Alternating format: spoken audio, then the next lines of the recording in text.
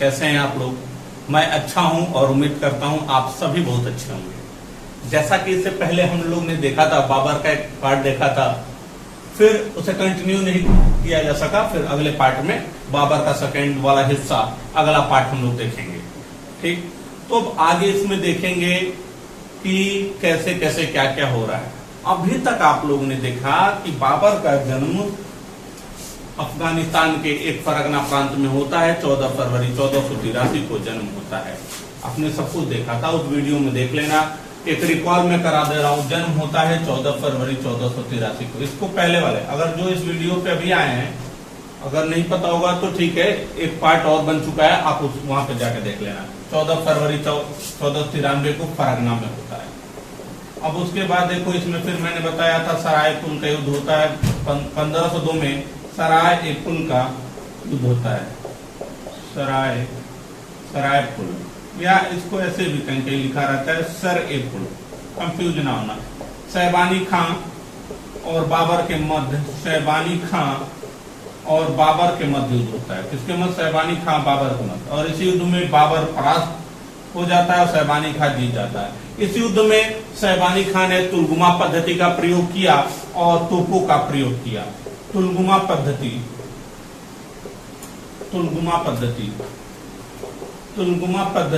और तोपों का प्रयोग किया।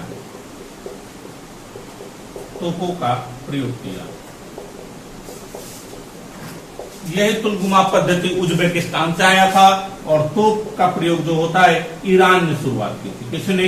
ईरान ने, और यहाँ पे उज्बेकिस्तान।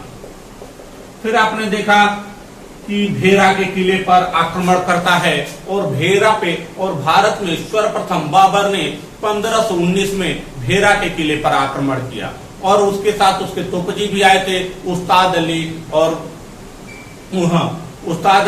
अली कुली।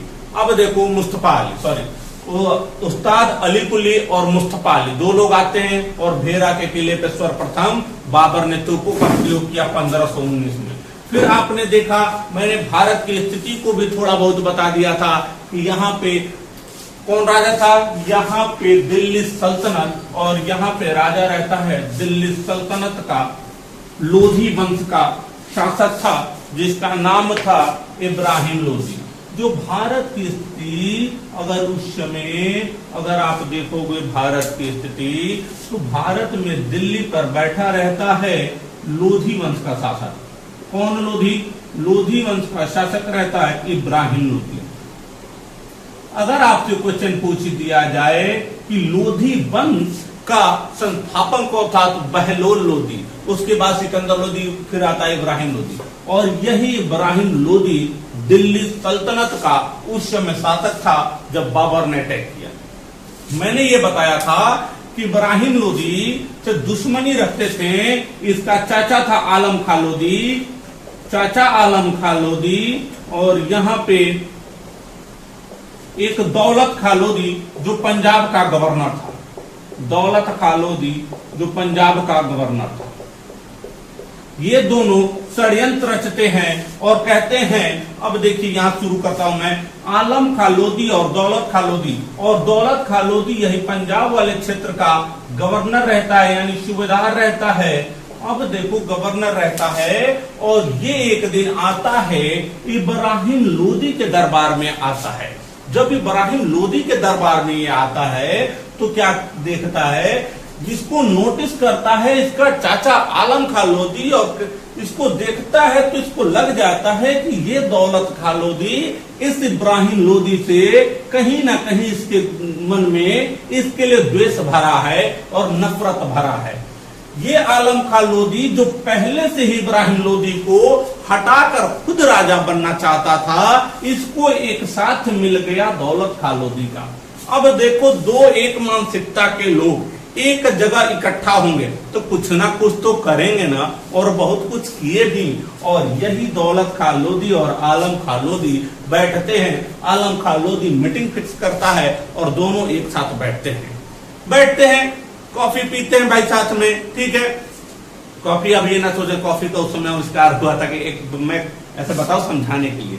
बैठ के भैया एक पास बैठते हैं और देखो, कॉफी से याद आया, आपको एक क्वेश्चन मैं पूछ रहा हूं, आप कमेंट बॉक्स में कमेंट करके बताइएगा कि कहवा, कॉफी चाहे कहवा, कहवा के बगान को फजेंडा कहां पे बोला जाता है? सुन लो, कहवा के बगान को फजेंडा कहां पे बोला जाता है? आप इस कमेंट बॉक्स में, ज्योग्राफी का क्वेश्चन है, अगर ज्योग्राफी थोड़ा सा देखोगे तो आप समझ में आ जाएगा। ज्योग्राफी में जो आपका एग्रीकल्चर वाला पार्ट होता है उसमें आप देखना, सॉरी आर्थिक भूगोल अगर देखोगे तो वहां पे आपको ये सब मिलेगा। तो कहवा को का ये जो कॉफी होता है कहां पे से फजेंडा बोला जाता है, इसके बगान को। ठीक है, आंसर जरूर देना, उम्मीद करते हैं। अब देखो, दौलत खां लोधी, आलम खां लोधी दोनों एक साथ बैठते हैं और दोनों रणनीति बनाते हैं किसको हटाने के लिए? इब्राहिम लोधी को हटाने के लिए। अब दोस्तों क्या होता है, इब्राहिम लोधी दोनों मिल के बैठ के बातें करते कैसे हटाया जाए। आलम खां लोधी कहता है चलना भाई, दोनों लोग मिलकर डायरेक्ट अटैक कर देते हैं किसके ऊपर? इब्राहिम खां लोधी के ऊपर। दौलत खां लोधी कहते हैं अरे ये बताओ चच्चा, तुम्हारे पास कितने सैनिक हैं? कहा कि लगभग 20,000। क्या हमारे पास? तो क्या हमारे, तो ये पूछे तुम्हारे पास? क्या लगभग मेरे पास भी 15,000 सैनिक है। क्या अच्छा, जरा इसके सेना के बारे में बताओ। क्या इसकी सेना तो लगभग 1.5 लाख से 5 लाख, बाबरनामा में 5 लाख जिक्र मिला है, अगर और सब बुक पढ़ोगे तो 1.5 लाख की सेना मिलती है। अब देखो, जैसे ये बोलता है, दौलत खां लोधी कहता है अरे आलम खां, ये तुम्हारा भतीजा नहीं तुम्हारा बाप है, आसानी से तुम्हें हरा देगा।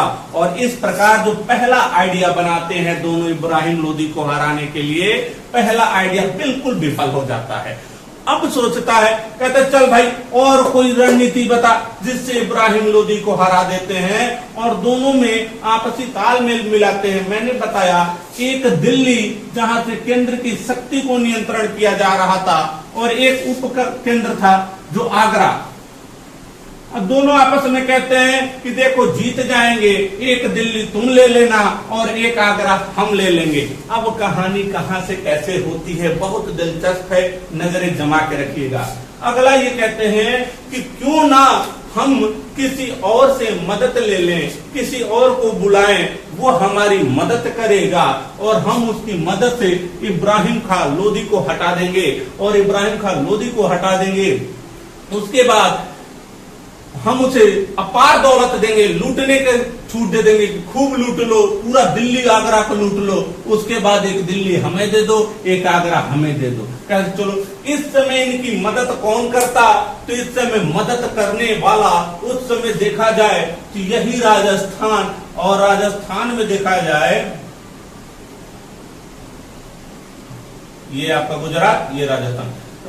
राजस्थान के मेवाड़ का एक बहुत ही राजपूत का, सिसोदिया वंश का एक बहुत ही प्रतापी शासक था जिसका नाम था राणा सांगा।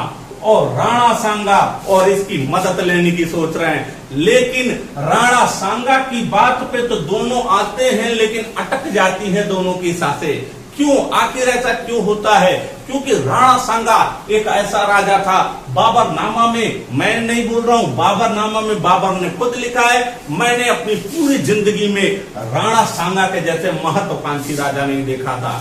इस इंसान के अंदर ये बहुत ही बड़ा महत्वाकांक्षी इंसान था, और ये अपितु केवल भारत को ही नहीं पूरे विश्व को जीतना चाहता है सिकंदर की भांति। कौन? राणा सांगा। और इस इंसान में इतनी योग्यता थी भी जो पूरे विश्व को जीत सकता था। ये बाबरनामा में बाबर ने लिखा है राणा सांगा के बारे में। अब देखो, राणा सांगा की एक मैं छोटी सी कहानी बता रहा हूं, बहुत ही दिलचस्प है। राणा सांगा 3 भाई थे। राणा सांगा जब 3 भाई रहते हैं, और राणा सांगा 3 भाई रहते हैं, और तीनों भाइयों में थोड़ा जवानी जैसे ही आती है और बड़े होते हैं तो इन लोगों में मतभेद होना शुरू हो जाता है कि आखिर मेवाड़ का अगला शासक कौन बनेगा। ये एक इनका बड़ा भाई था, ये मध्यम थे, और एक छोटा था। तीनों में ये मतभेद होता है। इसी मेवाड़ के कोने में जंगल था, उसी जंगल में एक छोटी सी कुटिया रहती है, और कुटिया में एक बुढ़िया रहती है, और उस कुटिया में एक बुढ़िया रहती है, और उसकी भविष्य कहा जाता था कि उसकी भविष्यवाणी बहुत सटीक होती थी, भविष्यवाणी बहुत सटीक करती थी। और यही जाते हैं तीनों इसी लालसा में पूछने के लिए कि आखिर हम तीनों में से अगला राजा कौन बनेगा। जैसे ही कुटिया में जाते हैं, बुढ़िया गायब। नहीं रहती है। अब देखो क्या होता है कि वहां उस कुटिया में एक यहां तख्त रखा रहता है और एक यहां तख्त, और यहां पे शेर का छाल, शेर का छाल।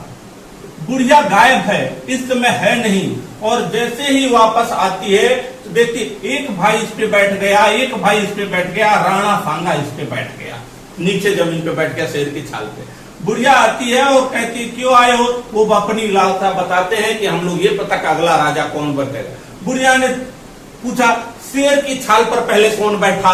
जवाब क्या मिला? राणा सांगा। और यही राणा सांगा का, लो जाओ मैं भविष्यवाणी करती हूँ, यही राणा सांगा अगला शासक बनेगा। और यहीं पर दोनों भाई मिलकर इसके ऊपर अटैक करते हैं, जिससे राणा सांगा की एक आंख खराब हो जाती है और राणा सांगा की एक आंख खराब रही। ठीक, ये राणा सांगा की छोटी सी कहानी, आगे चलते हैं। अब देखो राणा सांगा से मदद लेने की सोचते हैं, लेकिन क्या राणा सांगा इनकी मदद करेगा? और ये सोचते हैं कि नहीं यार, राणा सांगा अगर हराता है इसको पूर्ण रूप से, तो ये हम दोनों को मार के और खुद ही बैठ जाएगा।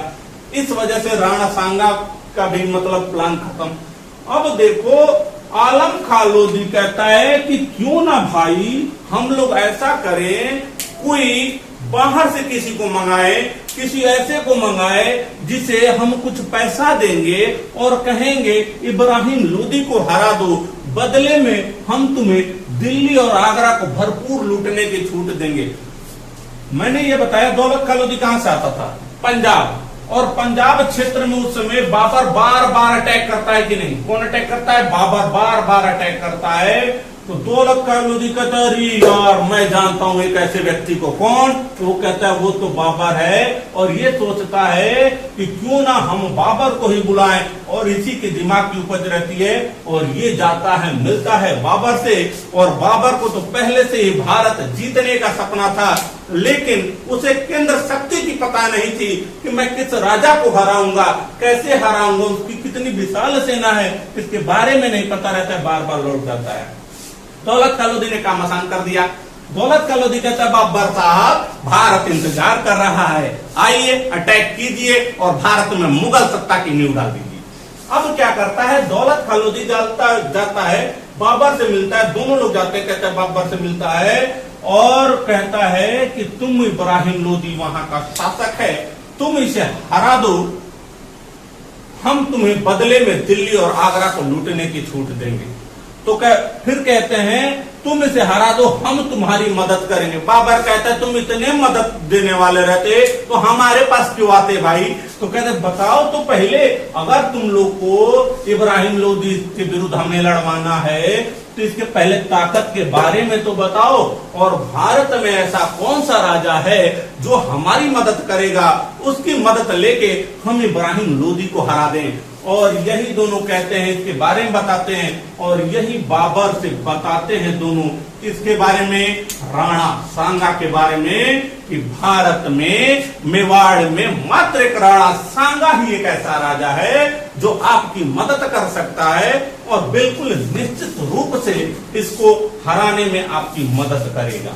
अब देखिए क्या होता है, कहानी दिलचस्प लग रही है ना? अभी और दिलचस्प लगेगा। बाबर कहता है ठीक। अब बाबर राणा सांगा से पत्राचार करता है, मिलने की कोशिश करता है, राणा सांगा को कांटेक्ट करता है, और बाबर और राणा सांगा के मध्य जो पत्राचार का माध्यम है तो सिलहदी तमर, और यही सिलहदी तमर दोनों के बीच पत्राचार कराता है। राणा सांगा बाबर के बीच पत्राचार, और बाबर ने राणा सांगा के सामने शर्त रखा कि देख राणा, कि हम चाहते हैं, हम इब्राहिम लोदी पर आक्रमण करने आ रहे हैं, और सांगा हम चाहते तू हमारी मदद कर। सांगा कहता अच्छा इसे का, उसने पूरी कहानी बताई कि देखो सांगा तुम भी एक मजबूत शासक हो और हमारे पास भी शक्ति की कमी नहीं है, दोनों लोग मिलके दिल्ली को इब्राहिम लोदी को हराएंगे, उसके बाद एक की गर्दन तुम काट देना, एक की गर्दन हम काट देंगे, और इस तरह दिल्ली तुम्हारी या मेरी और आगरा तुम्हारी या मेरी हो जाएगी, हम दोनों वीर भोग्य वसुंधरे। और यहाँ पे ये कंसेप्ट लागू करता है कौन? बाबर। कि बाबर के दिमाग पर थी कि दोनों लोग की हत्या करके हम दिल्ली आगरा ले लेंगे। राणा सांगा इसकी बातों में आया, कहा ठीक है मदद पे, तो कहता है हाँ ठीक है मदद करेंगे तुम्हारी। अब देखो मदद करने के लिए बात मान गया। अगले दिन अपने दरबार में जाता है कौन? राणा सांगा अपने दरबार में जाता है और कहता ऐसी ऐसी बात है, एक विदेशी आएगा, इब्राहिम लोदी पर आक्रमण करेगा, हम तुमको सबको मिलकर उसकी मदद करनी है। सारे उसके दरबारी और मंत्री जो से सलाहकार थे खड़े हो गए, अरे भाई, अरे सांगा तू पागल हो गया क्या कि तू इसकी मदद कर रहा है? तुम इसकी क्यों मदद करो? और इसकी क्या गारंटी है कि ये बाबर तुम्हें आधा हिस्सा दे ही देगा? इससे तो बढ़िया हम ही लोग डायरेक्ट इब्राहिम लोदी पर अटैक कर देते हैं। और इब्राहिम लोदी को राणा सांगा पहले ही 1517 टाइम खतौली के युद्ध में पहले से ही हरा चुका रहता है। खतौली के युद्ध में पहले से हरा चुका रहता है। इस तरीके से अपने सलाहकार मंत्रियों को कहने पर सांगा पीछे हट जाता है और बाबर को मदद नहीं करता है। इधर बाबर क्या करता है? उसको लगता है सांगा तो आएगा, हमारी मदद करेगा और हम सजाने जा रहे हैं क्या? युद्ध का मैदान। अब देखो, कहीं जाना ना, कहानी बहुत दिलचस्प है। देखिए, हिस्ट्री कोई टफ नहीं है, समझाने वाला अच्छा मिलना चाहिए। कोई भी सब्जेक्ट टफ नहीं होता है, उसे बताने वाला एक वे होना चाहिए, समझाने वाला एक तरीका होना चाहिए। तो आप लोग से ये गुजारिश है, आप लोग क्या करते हो? एनटीपीसी की तैयारी कर रहे हो, दरोगा की तैयारी कर रहे हो, सिपाही की तैयारी कर रहे हो। बहुत लोगों को, बहुत सारे जो बच्चे आजकल क्या है, कोई 2 नंबर से बाहर हो रहा है, 3 नंबर से, वो सब आपस में मैं देखता हूँ कि हमेशा कहते हैं सर हमारा नहीं हो पा रही है, वो कहते हैं सर हमारे में इतना नहीं आएगा, हम क्यों पढ़े। ऐसा कुछ नहीं है, आप उससे ज्यादा टाइम दे देते हो वन लाइनर याद करने में, लेकिन याद नहीं हो पाता। एक बार अच्छे से पढ़ जाओ, पूरी जिंदगी कहानी जैसे याद रहेगी और किसी को समझा भी सकते हो। ठीक है, अब देखते हैं युद्ध की मैदान सजाते हैं। तो एकदम जो जिंदगी है ना, हमेशा जंगी रहती है, तो उसे परेशान ना हो। जिंदगी हर कदम एक नई जंग है, जीत जाएंगे हम, जीत जाएंगे हम। जिंदगी हर कदम एक नई जंग है। तो जंग से परेशान ना हो, आते हैं मुद्दे पे। अब देखो क्या होता है, यहां पे क्या होता है, आ गया बाबर और इधर युद्ध का मैदान सजा लिया और सूचना भिजवाता है, देखो लोदी, मैं बाबर, मैं आ गया, तैमूर का वंशज, मैं आ गया बाबर। और याद रख लेना, जो बाबर मैंने अभी वर्ड यूज किया, तैमूर का वंशज, जो इसका पिता था बाबर का, उमर शेख मिर्जा, उमर शेख मिर्जा, ये तैमूर वंशज, किस वंशज का था? तैमूर वंशज। और बाबर की मां कुतुल निगार खां, कुतुल निगार खां, ये मंगोल वंशज। मतलब दोनों का मिक्सअप कौन था? तैमूर और मंगोलों का खून बहता था किसमें? बाबर में। अब देखो, बाबर आ जाता है और वो युद्ध का मैदान रहता है पानीपत। पानीपत में आ जाता है और पानीपत में अपनी सेना सजा लेता है। अब देखिए क्या होता है, ये पानीपत का प्रथम युद्ध भी कहा गया। और पानीपत में आता है,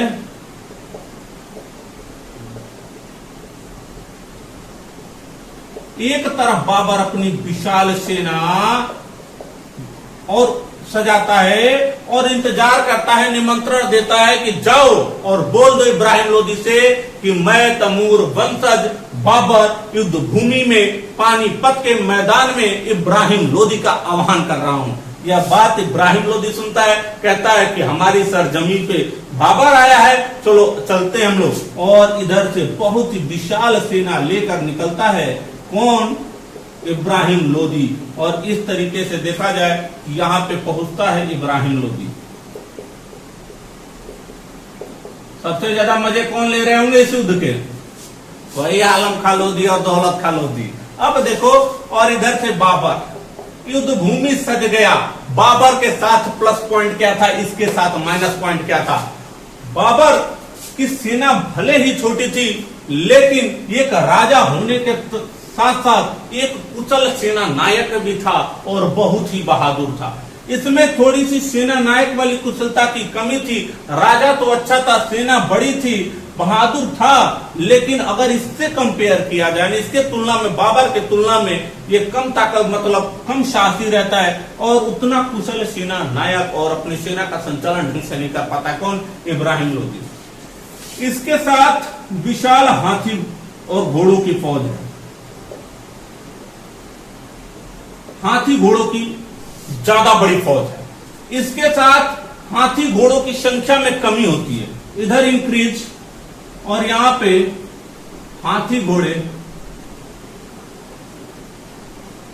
थोड़ा सा डिक्रीज, थोड़ी सी कमी होती है इसकी संख्या में, यहां पे थोड़ी सी क्या ज्यादा कर। अब देखो बाबरनामा के सापेक्ष अगर माना जाए तो इसके पास 5 लाख, जबकि इतिहासकार लिखते हैं कि लगभग 1.5 लाख सेना थी। बाबरनामा के अनुसार 5 लाख में, इसके पास लगभग 20,000 सेना। अब देखो छोटी सेना, इधर बड़ी सेना, अब कैसे बाबर इसको हराएगा? अब यहाँ पे बाबर सोचता है कि सांगा अब आएगा, लेकिन सांगा को तो उसके सलाहकार मना कर देते हैं, खुद पीछे हट जाते हैं, तो सांगा को मजबूरी में इस युद्ध भूमि में नहीं आना पड़ता है। अब क्या करता है, जब इस युद्ध भूमि को सजाई लेता है, बाबर कहता है कि चलो भैया अब तो कुछ करना ही पड़ेगा, या तो भारत जो हमारे सपना देखा था वो हमारे हाथ में होगा, चाहे यहाँ पे शहीद हो जाऊंगा, चाहे यहाँ पे मृत्यु होगी, यही काम होगा। अब देखो, अब कुछ लोग ये कमेंट में ना करें सर आपने शहीद की उपाधि कैसे बाबर के दीजिए, पढ़ाई पर ध्यान दीजिए, ज्यादा इधर उधर की बातों पर ध्यान ना दीजिएगा, ठीक। अब युद्ध भूमि के अकॉर्डिंग मैं बात कर रहा हूँ, ठीक है, ये नहीं है कि और कुछ आप ना समझो। अब देखिए यहाँ पे क्या होता है कि एक हाथी घोड़ों की बड़ी फौज रहती है, इसमें थोड़ी कमी रहती है। पानीपत का प्रथम युद्ध का जो मैदान सज चुका था, अब क्या करता है इब्राहिम लोदी पहले आक्रमण नहीं करता, बाबर भी पहले आक्रमण नहीं करता, दोनों रुक जाते हैं। याद रखना बाबर इसमें तोपखाने का प्रयोग करता है। किसके? तोपखाने का प्रयोग, तोपखाने का प्रयोग। इसके साथ इस युद्ध में आया था उस्ताद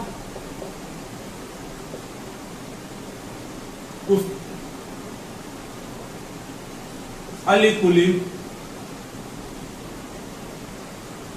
और मुस्तफा अली, और ये दोनों बहुत ही खतरनाक तोपची थे। तोपखाने, अब देखो तोपखाने को सजाया गया रूमी विधि के तहत सजाया गया, इसे उस्मानी विधि। तोपखाने को सजाया गया उस्मानी विधि, उस्मानी विधि, ये क्वेश्चन पूछा गया तोपखाने को कैसे सजाया गया, उस्मानी विधि और रोमी विधि, अभी बता रहे हैं। और दोनों तोपची को लेकर आया था, और ये बहुत ही कुशल तोपची थे, उस्ताद अली कुली और मुस्तफा अली इस युद्ध भूमि में दोनों कर लेकर आया था। और इसी युद्ध में बाबर ने तुलगुमा पद्धति का प्रयोग किया, तुलगुमा पद्धति का प्रयोग किया।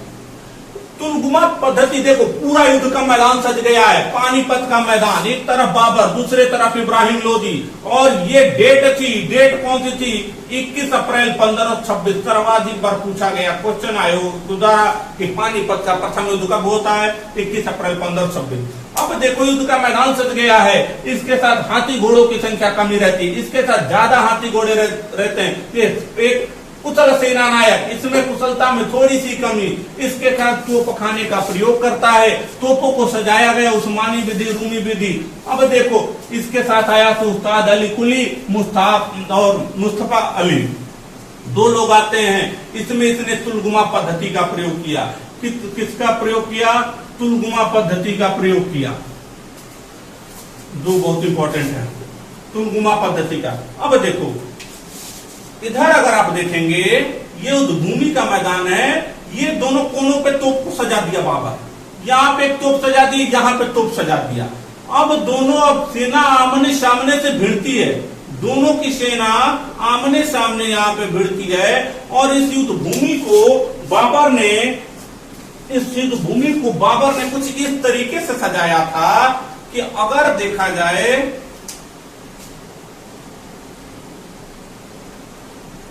त्रिभुजाकार तरीके से सजाया था। अपनी एक सेना को यहां पे बाबर ने रख दिया, इधर मतलब नदी थी, नदी का पानी था, और इधर मतलब अपनी सेना को इधर लगा देता है और यहां पे खाइयां खुदवा देता है।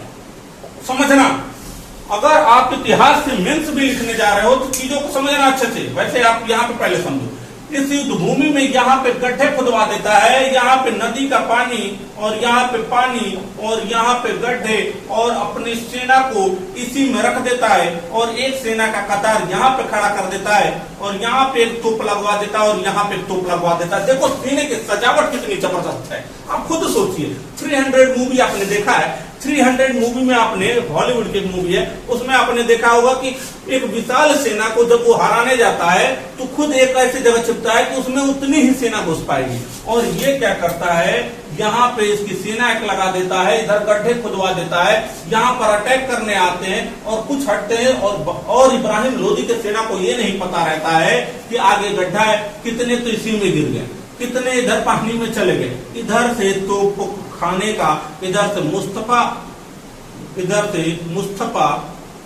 और इधर से उस्ताद, भैया तहलका मचा दी युद्ध भूमि में। अब देखो, और इधर से दोनों तोपजी तोप का संचालन कर रहे हैं, हमला कर रहे हैं, और यहां से इब्राहिम लोदी के घोड़ा और हाथी दौड़ रहे हैं। जैसे ही यहाँ पे आगे बारूद गिरा, ब्लास्ट हुआ, इसके हाथी घोड़ा जितने स्पीड से गए थे इब्राहिम लोदी के, पुनः रिटर्न उसी स्पीड से गए, क्योंकि इससे पहले कभी युद्ध भूमि बड़े स्तर पर तोप खाने का प्रयोग नहीं किया गया था भारत में।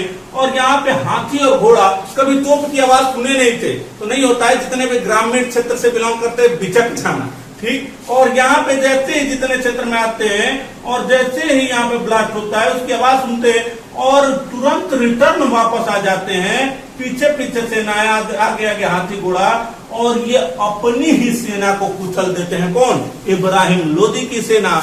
और इस युद्ध में एक कुशल रणनीति के तहत बाबर इस युद्ध को जीत जाता है। कुशल रणनीति के तहत बाबर इस युद्ध भूमि को जीत जाता है और यहाँ पर इब्राहिम लोदी की गर्दन काट देता है और हत्या करके यही बाबर 21 अप्रैल 1526 को भारत में मुगल वंश की स्थापना करता है। कहानी अब तक की कैसी लगी? मतलब कैसे, अब देखो, मतलब अब तक कैसे भारत में मुगल वंश की स्थापना हो गई, कैसे स्टेबल हो गया मुगल वंश पानीपत के प्रथम युद्ध के बाद, पूरा समझ में आया। एक बार अच्छे से देख लो, आई होप सो कि आपको बिल्कुल समझ में आ रहा होगा।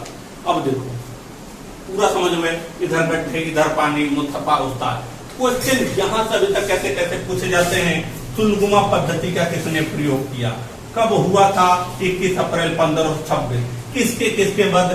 बाबर और इब्राहिम लोदी के मध्य। कौन इसमें हारा था? इब्राहिम लोदी। कौन जीता था? बाबर। और यहाँ पे किसकी स्थापना हो गई थी? मुगल वंश की स्थापना होती। इसमें तोप खाने का प्रयोग किया, तुलगुमा पद्धति का प्रयोग किया, उस्ताद अली कुली था, मुस्तफा अली थे। आई होप सो कि आप कोई भी बुक पढ़ लो, अगर आप सतीश चंद्र की, अगर आप ये पढ़ोगे, हरिचंद शर्मा की भी बुक पढ़ोगे, अगर आप दिल्ली प्रकाशन की, चाहे इसके पांडे पढ़ रहे हो, चाहे एनसीईआरटी पढ़ रहे हो, तो बेशक बहुत सारी अच्छी बुक है, आपको भी पढ़ना चाहिए। लेकिन आपको इस तरीके से पढ़ने में, समझने में काफी टाइम लगेगा और मैं उम्मीद करता हूं कि आपको बिल्कुल समझ में आया होगा। अगर समझ में आया तो 3 अक्षर आगे का जानते हैं, मैं कहने का मन नहीं कर रहा है, आगे 3 अक्षर जानते हैं ना, तो आप बिल्कुल उसे कंप्लीट कीजिएगा, ठीक है। और पसंद आ रहा है वीडियो, अच्छा लग रहा है, तो अपने दोस्तों के बीच शेयर कीजिए और सबको बताइए कि भैया इतिहास ऐसे भी पढ़ा जाता है। अब तक कहानी पूरी क्लियर। अब देखो, जैसे ही पानीपत का प्रथम युद्ध जीत जाता है और प्रथम युद्ध जीत जाता है, इसके बाद खुशी में जैसे इसकी गर्दन काटता है और दौड़ दौड़ के खुशियां मना रहा है और अपने सैनिकों को कहा, और अपने वहां पे अफगानिस्तान में भी बंटवाता है, सिक्का बंटवाता है। क्या बंटवाता है?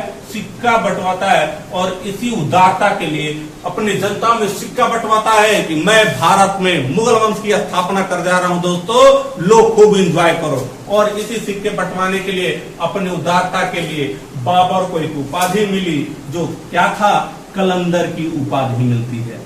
किसकी उपाधि मिलती है? कलंदर की उपाधि मिलती है। तो क्वेश्चन पूछेगा पानीपत के प्रथम युद्ध के बाद उसे कौन सी उपाधि मिली थी? तो पानीपत के प्रथम युद्ध के बाद बाबर को कलंदर की उपाधि मिली थी। अब देखते हैं आगे।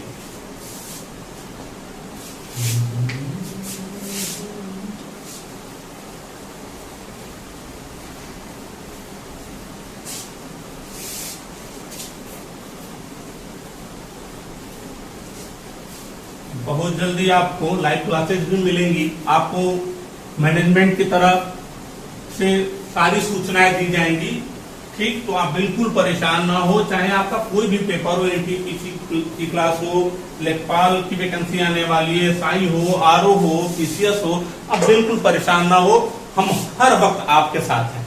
अब आगे देखते हैं। इधर क्या करते हैं कि इधर बाबर बैठ गया और ये क्या करता है? दिल्ली और यूपी स्पेशल जाके देख लेना मेरा, आगरा, ये आगरा को अपना केंद्र बना लेता है। किसको केंद्र बना लेता है? आगरा को। और फिर दिल्ली और आगरा पे शासन किसका हो गया? बाबर का। इस तरीके से मुगल डायनेस्टी कैसे भारत में आती है, बहुत ही अच्छे तरीके से बाय फिगर आपको समझाया गया। अब देखो, बाबर सोचता है कि नहीं, अभी मुगल वंश की स्थापना तो हो गई, लेकिन अभी भी ये आप नहीं कह सकते हो कि भारत में एकदम वास्तविक रूप से मुगल वंश बैठे गए हैं, क्योंकि अभी भी उसके सामने एक चुनौती कौन था? इससे पहले किसको बताया? शांगा को। और ये राणा शांगा इसके आंखों में खटकता है और कहता है जब तक शांगा है तब तक कुछ नहीं होने वाला है। और यही शांगा से टक्कर लेना चाहता है बाबर, और यही बाबर और सांगा भी टक्कर लेना चाहता है। एक बार तो हम भी देखें कितना ताकत है। और यहाँ पे क्या करता है? सांगा बाबर को युद्ध के लिए ललकारता है। तो सांगा भी कहाँ ठहरने वाला था? सांगा को कम ना बूझिए, सांगा की तो मैंने कहानी बताई। सांगा, याद रखना, जितनी भी लड़ाई अब तक लड़ा था सबसे जीता था, और जितने भी राजपूत मतलब इससे पहले जितने भी राजपूत राजा थे सब इसके अधीन थे, सबको हराया था और संधि के तहत अपने अधीन रखा था। और इसने एक संधि तय की थी कि जब जब सांगा को जरूरत पड़ेगी तुम लोग आओगे और हमारी मदद करोगे। ये चीज होता है। और सांगा, देखिए, सांगा के युद्ध के लिए ललकारता है बाबर। बाबर जब आगरा और दिल्ली पे यहाँ पे बैठ जाता है तो बाबर को थोड़ा सा घमंड हो जाता है और सोचता है कि मैंने दिल्ली सल्तनत के, और याद रख लेना, अभी बताना मैं भूल गया कि दिल्ली सल्तनत का पहला एक ऐसा राजा रहता है इब्राहिम लोदी, जो युद्ध भूमि में मारा गया। युद्ध भूमि में मारा गया दिल्ली सल्तनत का मात्र एक शासक लोधी वंश का इब्राहिम लोदी। ये सोचता है कि मैंने दिल्ली सल्तनत के राजा को यहाँ तो उखाड़ फेंका और भारत में मुगल वंश की नींव डाल दी, तो सांगा से तो हमारे और भी सेनापति निपट जाएंगे। और यही घमंड हो जाता है किसको? बाबर को। और यही अपने सेनापति को भेजता है मेहदी राय ख्वाजा को। किसको? मेहदी राय ख्वाजा को भेजता है कि जाओ और सांगा से टक्कर लो। और यही मेहदी राय ख्वाजा आता है और डेट रहती है 17 फरवरी 1527, और दोनों के मध्य युद्ध होता है बयाना का युद्ध। कौन सा युद्ध? बयाना का युद्ध। तो मतलब, कहने का मतलब, बाबर घमंडी हो गया थोड़ा बहुत जीतने के बाद, और राणा सांगा से टक्कर लेने के लिए, इतने महत्वाकांक्षी राजा से टक्कर लेने के लिए भेजता है किसको? मेहदी राय ख्वाजा को। और इसी युद्ध को 17 फरवरी 1527 को लड़ा गया, अब इसे बयाना का युद्ध नाम दिया गया। अब देखो, मेहदी राय ख्वाजा जब जाता है और मेहदी राय ख्वाजा की सेना राणा सांगा से भिड़ती है तो बहुत ही बुरे तरीके से परास्त हो जाता है। कौन? मेहदी राय ख्वाजा घायल है, एक हाथ भी, अंगूठा, इतना हाथ भी कट जाता है मेहदी राय ख्वाजा का, और ये युद्ध भूमि छोड़ के भाग जाता है। इस प्रकार यहाँ पे सांगा ने बहुत ही आसानी से किसको हरा दिया? मेहदी राय ख्वाजा को। जैसे ही राणा सांगा के राजपूत सैनिक हराते हैं किसको?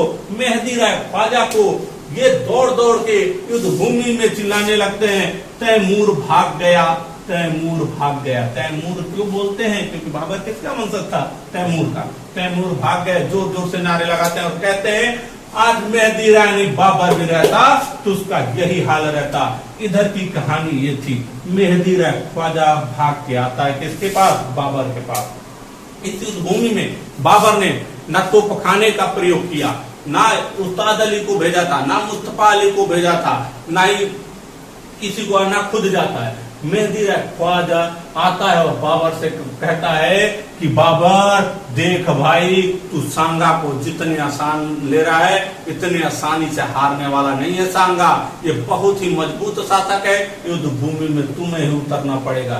सांगा जब मेहदी राय ख्वाजा भी एक कुशल सेना नायक था, सांगा जब बाबर जब इसकी बात सुनता है तो ये चिंतित हो जाता है, टेंशन में पड़ जाता है, कहता है, सोचता है नहीं, सांगा को हराना इतना आसान नहीं है। और बाबर क्या करता है? पूर्ण रूप से युद्ध की तैयारी करता है और अपनी विशाल सेना बना लिया था और लेकर चलता है राणा सांगा से युद्ध लड़ने।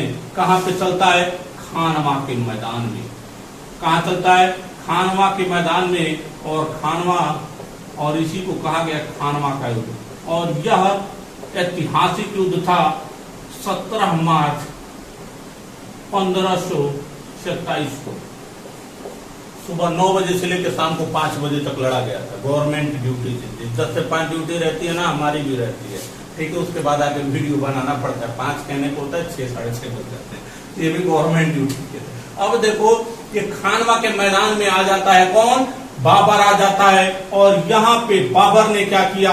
बाबर लेकर किसको आता है? बाबर यहाँ पर लेकर आता है, अपने तोपखाने को लेकर आता है और यहाँ पे तोपखाने का प्रयोग करता है, तुलगुमा पद्धति का प्रयोग करता है। कौन? बाबर। और याद रख लेना, बाबर की जीत में सबसे अहम भूमिका रहती है।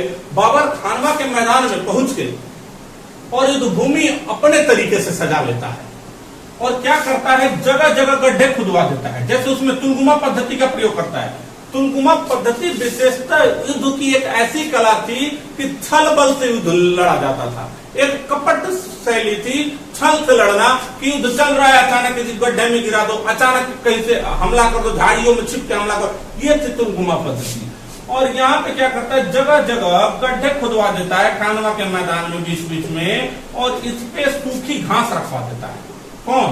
बाबर। सूखी घास रखवा देता है और खानवा के मैदान में ऐसे ही पहुंचकर जगह जगह गड्ढे खुदवा देता है, उस पर घास रखवा देता है, अपने हिसाब से पूरा मुआयना लेता है। और यहाँ के खानवा के जितने भी अगल बगल के लोकल थे उनको साथ में लेता है, उनको अपने पक्ष में लालच देके मिलाता है और सारी रणनीति पता करता है कि कहाँ पे कैसे यहाँ पे पानी है, कहाँ पे कौन सी चीजें मिलती है, और इन्हीं लोकलों की मदद से सारे गड्ढे खुदवाता है और अपने हिसाब से पूरी भूमि तैयार कर लेता है।